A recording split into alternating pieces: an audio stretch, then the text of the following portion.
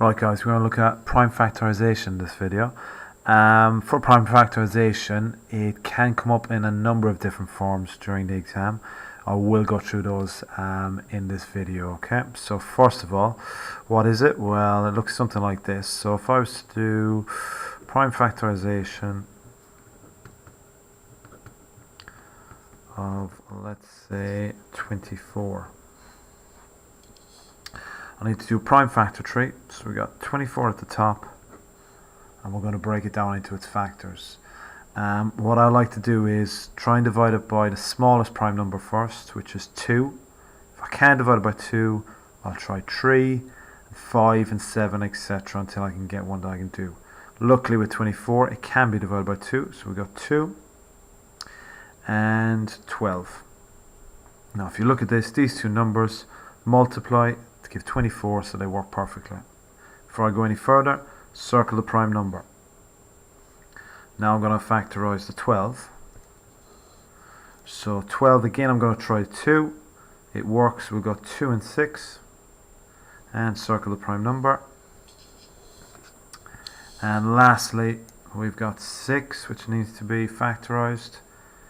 Again, I can divide it by 2 and 3. Now on this last one, 2 is a prime number, 3 is also a prime number. I'll circle both these so I can't factorize anymore. I'm finished.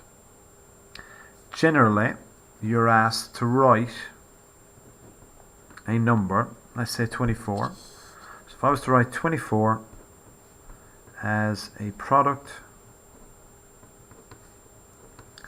of its primes, well, we've got its primes. They're the ones that I've circled. So the 2, 2, 2 and 3. Product we know is multiply. So my answer for this one would be 24 is the same as 2, just this first 2 here, so I've done that, multiplied, because remember we want product, by the other 2. And we can multiply it again. And lastly, we got one more prime factor, which is the 3. Now if you look at this, and it's your way of checking that your answer is correct, 2 times 2 is 4, 4 times 2 is 8, 8 times 3 is 24, and that works perfectly. That's what we wanted. On this, just so we touch on it, we can tidy this up a little bit. 2 times 2 times 2 is the same as 2 cubed multiplied by 3. And you can't do any more with that. That's it, answered. So I'll do that with one more. This time, let's go with, and we'll go all the way right now as a prime product, product of its prime, sorry. So right. This time let's go with 60 as a product of its primes.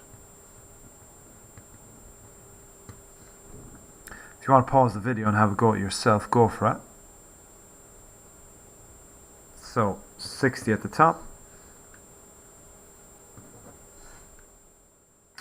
And again, we look for the smallest prime factor, or prime number, which is 2.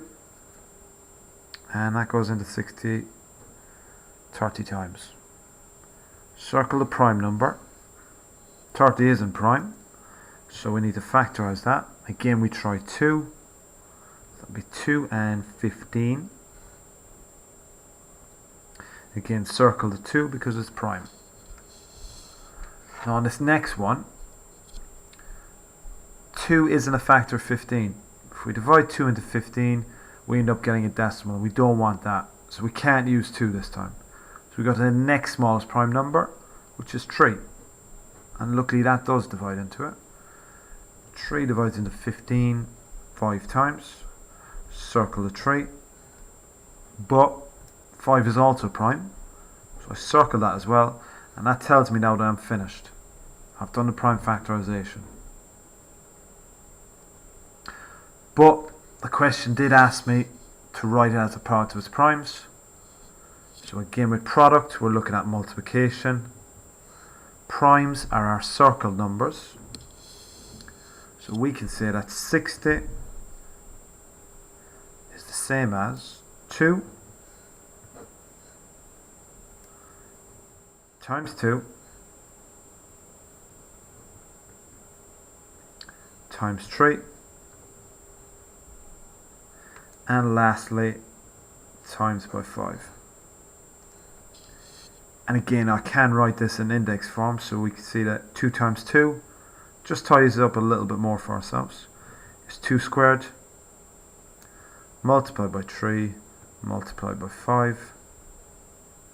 2 squared is 4. 4 times 3 is 12. 12 times 5 is 60. So that's the correct answer. That is prime factorization, and it is writing a number as a product of its primes. In another video, we'll look at lowest common multiples and highest common factors, and using this method to help us with those two.